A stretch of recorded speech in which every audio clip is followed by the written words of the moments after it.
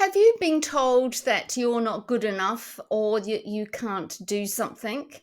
Have you been in a conversation where it's really caused you to completely doubt yourself, your ability, to doubt your perceptions of things, to even doubt what you believe or what even you have said? Well, that's called gaslighting, and we're going to talk about that today. Welcome to Wellness for Women, empowering your wellness journey with every click. Now, we're going to talk about gaslighting. I've been gaslit. I've had a couple of very abusive marriages, and it took me a long time after that, particularly the last marriage was over, to realize that I was gaslit.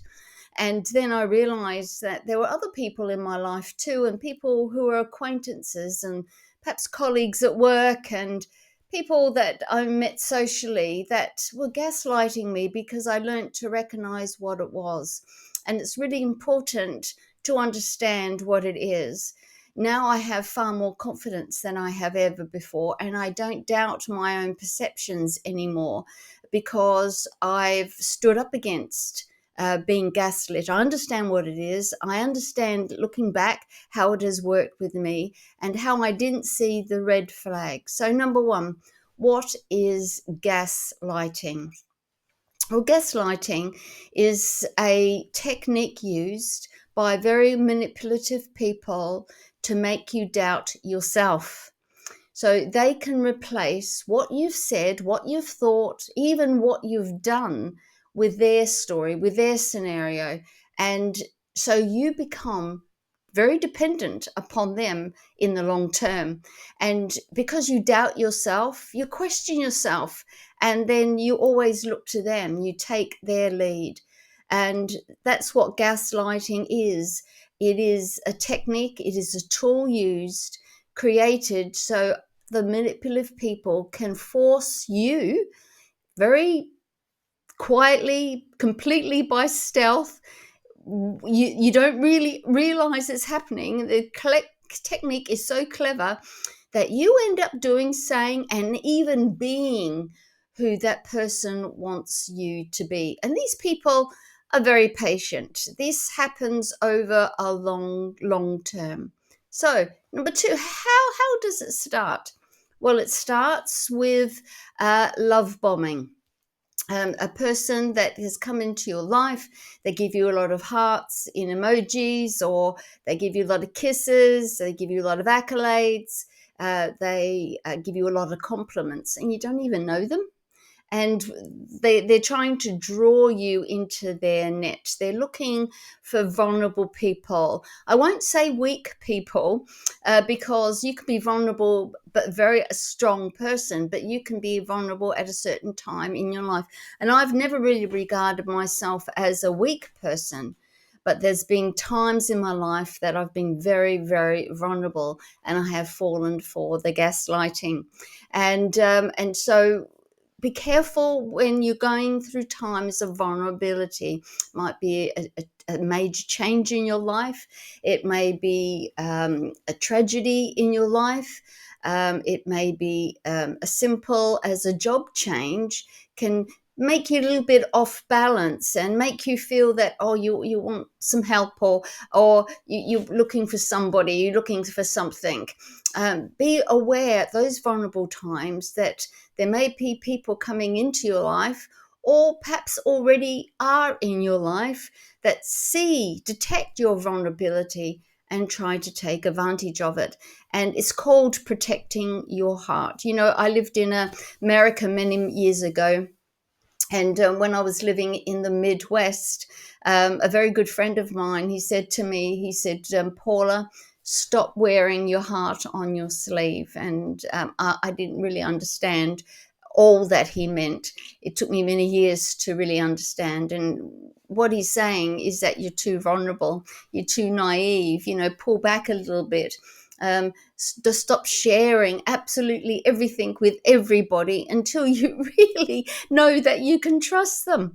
And be wise with your sharing. Don't wear your heart on your sleeve, because if you wear your heart on your sleeve, it can be easily broken. It's there, it's vulnerable, it's waiting for somebody to come in and just break it and destroy it, and to do something that you don't want to be done with it. And so that's number 2: protect your vulnerabilities. And so with gaslighting, first we've looked at what is it, but how do you get out of it once you've realized that you're being gaslit? What happens? How can you get out of it? Well, for me, this is what I do, and it may be different for every one of us. I journal, I write things down. I have a lot of self-talk, and I pray as well, but I have a lot of self-talk, and I work out my feelings on paper, because then I can look at them and they sort of speak back to me. Because when you're in a vulnerable position, it's difficult to order your thoughts. But if you put them down on paper, then you can sort of see a pattern and sort of understanding how you're really feeling. And then once I've done that and understood how I'm really feeling, and then I can see the gaslighting technique that has been used. Well, at this stage, or at this date, my friend died, for example. I'm using that because I have a friend that died recently, and I felt a sort of a little bit vulnerable. And oh yes, that person said something very cutting to me. They said, "Well, I don't think you'll be capable of doing that," and I go, "Oh, don't you think so?" And see, you're succumbing to that vulnerability. But to avoid it, what you'd go is, well, no, I won't accept that. I can do anything I want to do. Just cut it off at its roots. Don't accept what they say. And don't be fearing them in the point where, oh, I don't want to hurt their feelings. Hang on, they're saying something quite negative to you. They're trying to gaslight you, trying to cause you to doubt yourself. Put up your armor, shield yourself, protect your heart, deflect it, don't accept it, and let them know that you don't accept that. You can say something like, well, I don't agree with that. They might say, for example, just taking it out of the blue, well, you said such and such last week, and you didn't say such and such last week. And so all you can say, instead of saying, did I? Oh, I don't remember that. What you've done, you've submitted to them. You've submitted to their thoughts. They have put out a hook, and they got you on that hook. So instead saying, no, that's not my recollections, and change the subject. Don't approach it. Change the subject. You be in control with the conversation. And I've spent a lot of my life being gaslit, and I'll share with you my journey about being gaslit and how it has led me down to a terrible path of a life that I didn't really want or ever dream of, a life of abuse. But now that is all behind me, and I'm here to share with you on Wellness for Women all tips and my experiences, my expertise. I'm a life coach, I'm a psychotherapist, all sorts of things that I've done and I'm capable of doing, and nobody can say to me, Paula Rose, you can't do that, because that's what I've had for most of my life in all sorts of different directions. And we're not falling for it anymore, are we? We're women who are empowering one another on this wellness journey. So perhaps another video, I'll do a little bit more in detail. Let me know in the comments if you've been gaslit. Let me know down in the comments if you are being gaslit, you're realizing it and you want to get out of it, and I can help you with that. And I've put a link down to my Women for Wellness blog.